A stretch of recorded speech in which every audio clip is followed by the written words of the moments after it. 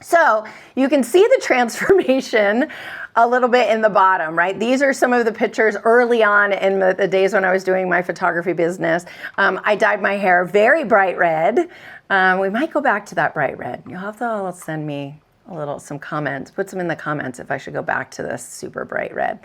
I traded in my Volvo for a bright red Mini Cooper, which I loved. I love Mini Coopers.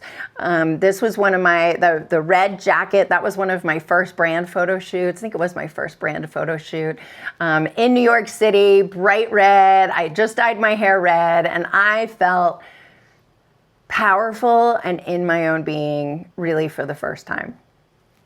The picture on the right, I loved my hair then. I still wore black. This is sort of a transitional picture. I still kind of wore black. Anybody who knows me now knows I literally don't own anything that's black.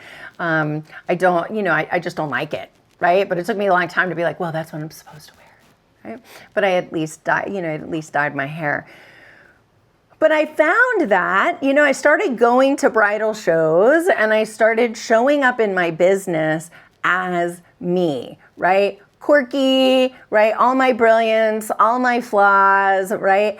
And what happened was I would show up at these bridal shows, and that was the main way that I got business. And all of a sudden, the funky girls who I wanted to work with would walk in and they'd look around and they'd go, oh, her.